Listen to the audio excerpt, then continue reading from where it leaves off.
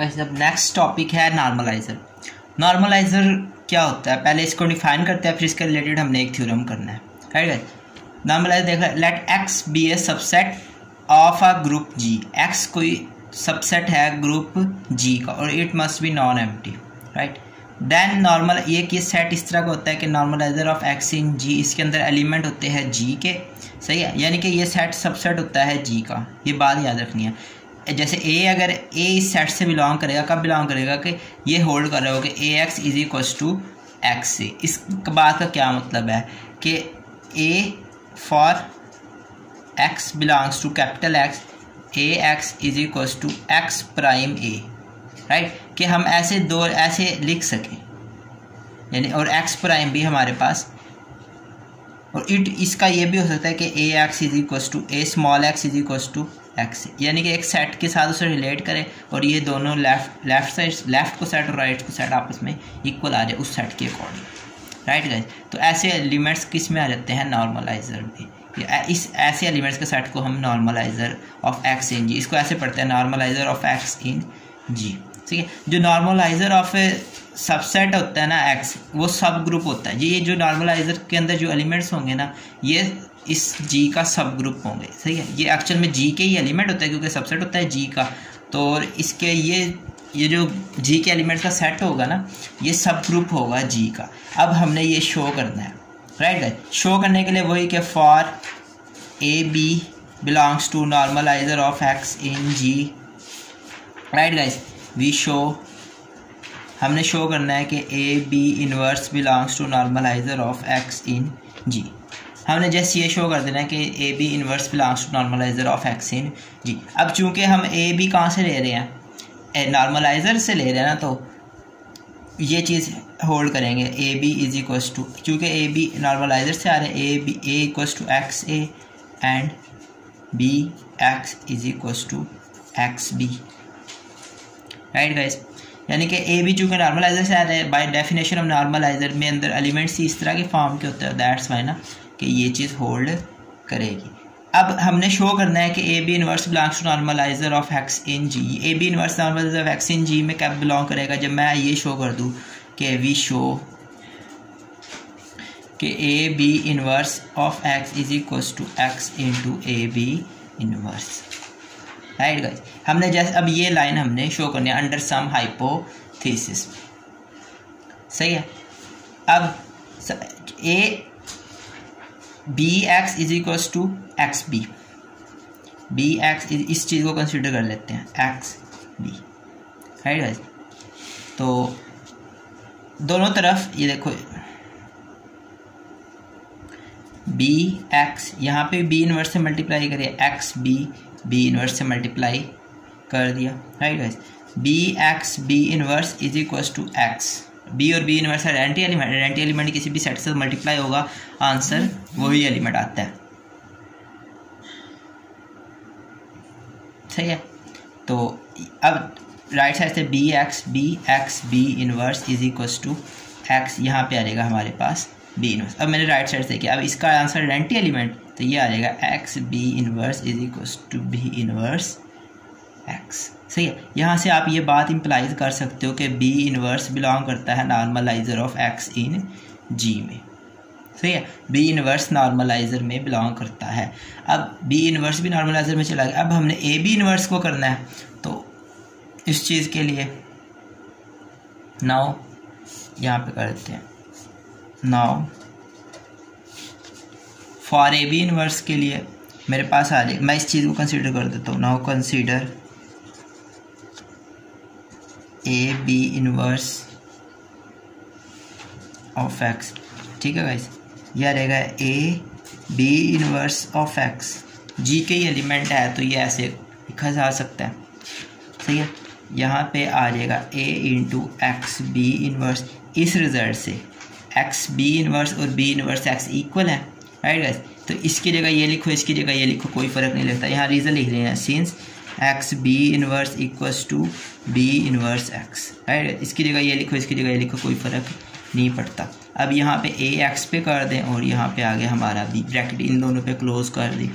अब ए X equals to x ए, ये यहाँ पे हमारे पास आ जाएगा एक्स ए बी इनवर्स। सही है।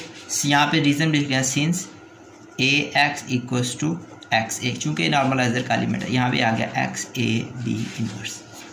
तो हम लेके क्या चले थे ए बी इनवर्स एक्स, और ये चीज़ हमारे पास शो हो रही। यहाँ से आप ये कह सकते हैं कि ए बी इनवर्स बिलोंग करता है normaliser of subset in G. यहाँ से बात इम्प्लाइज कर सकते हैं normaliser of any subset is सब ग्रुप। सही है भाई, कोई भी सबसेट का नॉर्मलाइजर उसका सब ग्रुप कहलाता है। अब हमारे पास एक नेक्स्ट एक टर्म है, उसको कहते हैं हम सेंट्रलाइजर। उसको पहले डिफाइन करता हूँ मैं, फिर आगे उसको भी हम उसके रिलेटेड थ्योरम भी करेंगे। सेंट्रलाइजर क्या होता है कि इसको पहले डिफाइन कर देते हैं। Let X be a subset of a group G and for all x belongs to x the set। एक सेट मैं लिख रहा हूँ जिसको C centraliser of x in G ऐसे लिखते हैं। इसमें एलिमेंट्स होंगे G के सच डैट के ax is equals to x A, right, is called centraliser, is called centraliser of X in G. इसके अंदर एलिमेंट्स होंगे ऐसे A x is equals to ऐसे। अब आप सोच रहे होंगे कि नॉर्मलाइजर सेंट्रलाइजर में डिफरेंस क्या। उधर जब मैंने बताया था ना, अगर आपको ये लाइन याद है कि for x belongs to x A x is equals to x prime a, लेकिन इधर ये जो हुआ ना कि ए एक्स एग्जैक्टली एक्स ए के इक्वल होगा, राइट। लेकिन उधर आप एक और एलिमेंट के भी इक्वल आ रहे तो भी हम कहते हैं वो एलिमेंट नॉर्मलाइजर में चला गया। लेकिन अगर एग्जैक्ट कम्यूट कर रहे होंगे, यू इन शॉर्ट वर्ड आप कह सकते हैं। सही है, यही सेंट्रलाइजर नॉर्मलाइजर में डिफरेंस है। और ये दोनों इक्वल होता है जब आप बिलियन ग्रुप ले रहे हो तब भी इक्वल हो जाते हैं, या फिर ये तब इक्वल होते हैं जब आप सिंगलटन सेट ले रहे हो। सही है ना, जो अंडर कंस्ट्रक्शन ये जो एक्स लेते हैं ना, ये सबसेट लेना होता है ना कोई, तो ये सिंगलटन ले लें तब ये नॉर्मलाइजर सेंट्रलाइजर इक्वल हो जाते हैं। अब इसके रिलेटेड थ्योरम है कि इसका भी वही थ्योरम है कि शो दैट सेंट्रलाइजर इज सब ग्रुप। सेंट्रलाइजर सब ग्रुप होता है, ये हमने शो करना है।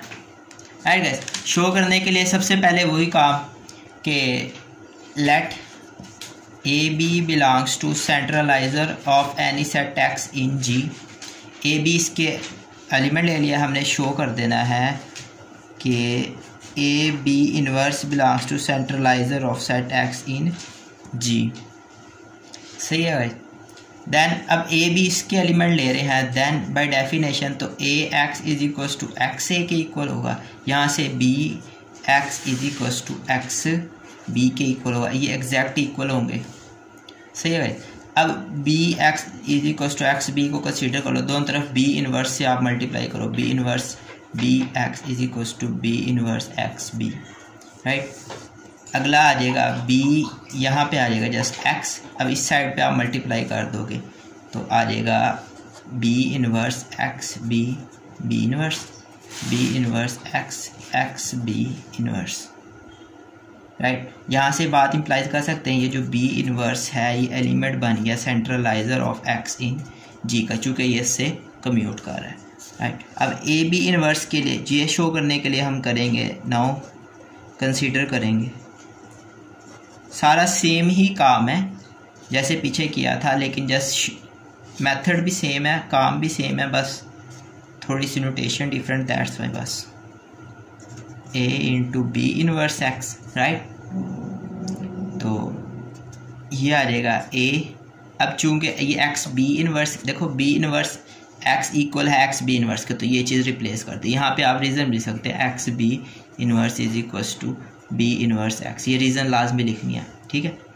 आगे आ जाएगा ए एक्स, इकट्ठा कर लेते हैं, बी इनवर्स को अलग कर लिया। अब ये a x is equals to x a यहाँ से लिख लें, तो ये आ जाएगा एक्स ए बी इनवर्स ये आ जाएगा एक्स ए बी इनवर्स, और राइट साइड हमारे पास क्या चल रही है, ये वाली साइड कि ए बी इनवर्स एक्स।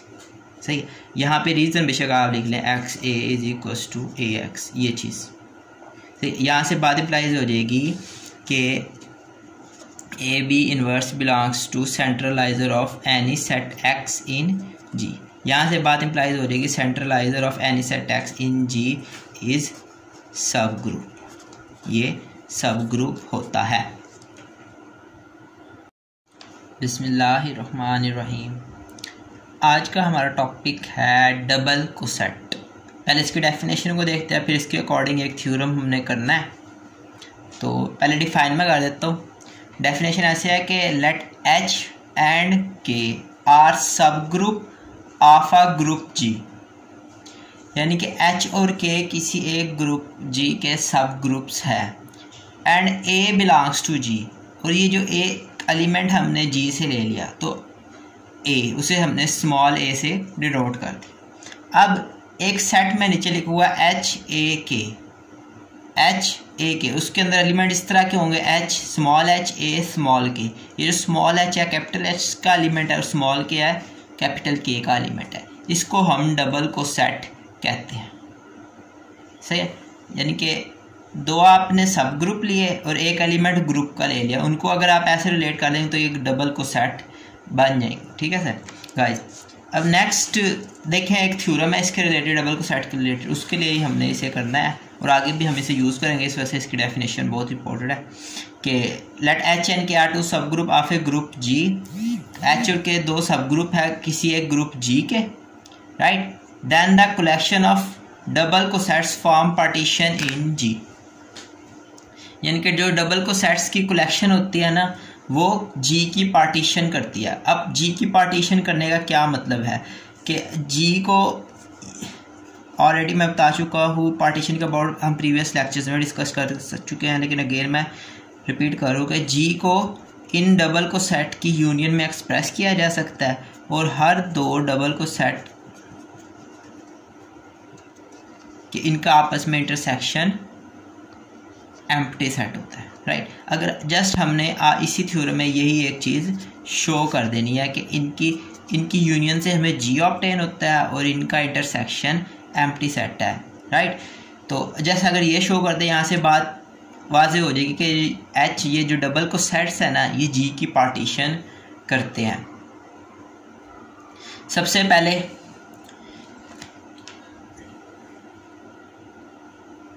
अब इसको कर लेते हैं late H a K be a collection of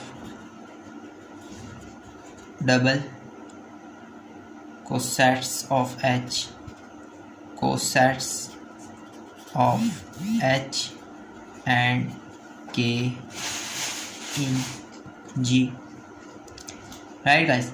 हमने जस्ट शो करना है, we have to prove this, right. अब प्रूव करने के लिए जस्ट पहले हमने ये शो करना है कि जी को इनकी यूनियन में एक्सप्रेस कर सकते हैं। अब जी को इनकी यूनियन में एक्सप्रेस करने का मतलब ये नहीं कि ये भी जी भी सेट है और इनकी यूनियन भी सेट हो गई, राइट। अब दो सेट्स को इक्वल शो करना है, वही काम के इसका एलिमेंट लेके इसमें शो करना है, इसका एलिमेंट इसमें शो करना है, ठीक है ना। वी फर्स्टली प्रूफ हम पहले प्रूफ करेंगे कि जी यूनियन ऑफ एच ए के में एक्सप्रेस हो सकता है। जी को हम ऐसे लिख सकते हैं। अब सिंस ईच एच ए के सबसेट है जी का, देखो ना ये जो डबल कोसेट्स होते हैं ना, और एच भी सबसेट है, एच भी सब ग्रुप है जी का, के भी सब ग्रुप है, तो इसके अकॉर्डिंग जो डबल कोसेट होगा वो भी सबसेट होगा जी का। तो हर एच ए के सबसेट है जी का, तो इसके अकॉर्डिंग इनकी यूनियन ऑफ एच ए के ये भी सबसेट हो गए जी के, राइट गाइस। एक साइड तो हमारे पास आ गई, क्योंकि हमने दो सेट को इक्वल शो करना है, वही वाला मेथड। ए सबसेट है बी का, बी सबसेट है ए का, यहाँ से बात इंप्लाइज कर सकते हैं ए इज इक्वल टू बी, यहाँ से आप ये बात इंप्लाइज कर देंगे। तो दैट्स वाई वो अब एक साइड तो हमारे पास आ गई, इसको इक्वेशन नंबर हमने 1 कह दिया। अब एक एलिमेंट लेना है जी से, अब हमने शो करना है कि जी सबसेट है इस यूनियन का, तो इस एक एलिमेंट ले लेना, जी से शो कर देना कि वो इस यूनियन से बिलोंग करता है। सही है, तो फॉर ए बिलोंग्स टू जी, एक एलिमेंट ले लिया जी से, राइट गाइस, तो ई बिलोंग्स टू एच ए के। ठीक है, अब एच ए के जब हमने डिफाइन किया था उसमें पहला एलिमेंट एच का, फिर जी का एलिमेंट और फिर तीसरा एलिमेंट के का था। अब ई भी के से बिलोंग करता है और ई एच से भी बिलोंग करता है। रीज़न, और ये जो हमें ई ले रहे हैं ना, आइडेंटिटी एलिमेंट है, since E is identity element, E H से भी बिलोंग करता होगा, ई के से भी बिलोंग करता होगा। ठीक है, तो अब ये दोनों से बिलोंग करता है, तो अब इसके फॉर्म लिखे ई, अभी एच ए के का एलिमेंट बन गया, ये इक्वल है, आइडेंटिटी होने की वजह से ए की इक्वल है, राइट। इसका मतलब ए बिलोंग करता है एच ए के में। अगर मैं दोनों तरफ आइडेंटिटी लगा दूँ तो वो ए की इक्वल आ जाएगा, ए इसमें बिलोंग करता है। ए जी का आर्बिट्रेरीली एलिमेंट था, तो फिर यहाँ से बात इम्प्लाइज हो जाएगी कि जी सबसेट है यूनियन ऑफ एच ए के का। अब देखो ना, ए अगर एच ए के से बिलोंग करता है, यहाँ से ए बिलोंग करेगा यूनियन ऑफ एच ए के से, तो अगर एक जी का आर्बिट्रेरी एलिमेंट लिया वो शो हो रहा है यूनियन में, तो इसका मतलब जी इसका इस यूनियन का सबसेट है। तो अब फ्रॉम 1 and 2, इसको क्वेश्चन नंबर 2 का था, फ्रॉम 1 and 2। ठीक है, फ्रॉम 1 and 2 हम वी ऑब्टेन कि G is equals to union of H a के। जी को मैं ऐसे यूनियन में एक्सप्रेस कर सकता हूँ। तो अब नेक्स्ट जो हमने करना है कि इनका इंटरसेक्शन एम्प्टी है। अब इंटरसेक्शन को एम्प्टी सेट शो करने के लिए हम शो करेंगे कि सपोज करेंगे कि इनका इंटरसेक्शन एम्प्टी सेट नहीं है। ठीक है गाइस, फिर हम आगे कोई कंट्राडिक्शन दिखा देंगे कि नहीं भाई इनका इंटरसेक्शन एम्प्टी ही है। अगर नहीं आ रहा तो देयर इज सम कंट्राडिक्शन। ठीक है गाइस, अभी यहाँ पे कर लेते हैं कि लेट, एक एलिमेंट ले लिया, कंसीडर पहले करेंगे, कंसीडर